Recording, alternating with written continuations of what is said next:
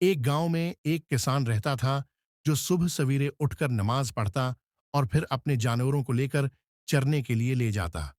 وہ نہ صرف اپنے جانوروں کا خیال رکھتا ہے بلکہ ہمیشہ اللہ کی رضا کے لیے عمل کرتا تھا۔ ایک دن جب کسان اپنے جانوروں کے ساتھ کھیتوں میں جانے کی تیاری کر رہا تھا تو وہ روز کی طرح اللہ کی پناہ میں ہے اپنے سفر کو شروع کرنے کی دعا پڑھتا ہے۔ بسم اللہ بسم اللہ توکلت توکلت علی علی اللہ ولا حول ولا قوت حول ولا قوت الا باللہ العلی العظیم۔ اللہ کے نام سے شروع کرتا ہوں، میں اللہ پر توکل کرتا ہوں اور اللہ کے سوا کوئی طاقت یا قوت نہیں، وہی بلند وہ عظیم ہے۔ یہ دعا پڑھ کر وہ اپنے جانوروں کو لے کر پہاڑی علاقے میں جا رہا تھا جہاں چمکدار سورج کی روشنی میں سب کچھ پرسکون نظر آ رہا تھا۔ کسان اپنے جانوروں کے ساتھ خوش و خرم تھا، لیکن اچانک ایک شیطان نمودار ہوا۔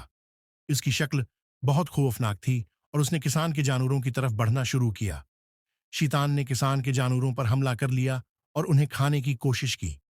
کسان نے یہ منظر دیکھا تو اس کا دل خوف سے دھڑکنے لگا، لیکن اس نے فوراً اللہ کا نام لیا اور دل میں دعائیں کرنے لگا۔ اس دوران کسان نے چھوٹی چھوٹی کنکریاں اٹھا کر شیطان کی طرف پھینکنا شروع کر دیں۔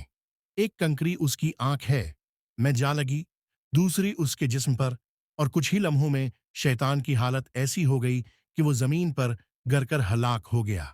کسان نے اللہ کا شکر ادا کیا اور جانوروں کو دوبارہ لے کر اپنے گھر کی طرف روانہ ہو گیا۔ وہ جانتا تھا کہ یہ اللہ کی رحمت اور اس کی دعاؤں کی طاقت تھی جس کی بدولت وہ اور اس کے جانور بچ گئے۔ اس دن کے بعد وہ مزید ایمان سے عبادت کرنے لگا اور سمجھا کہ اللہ کے ذکر میں ہی سب سے بڑی طاقت ہے۔ اس دن کے بعد سے وہ ہمیشہ اپنے سفر پر نکلتے وقت یہی دعا پڑھتا کرنا ہے بسم اللہ توکلت علی اللہ ولا حول ولا قوت الا العظیم، اور اللہ کی حفاظت میں رہ کر وہ ہر روز اپنی زندگی گزارنے لگا۔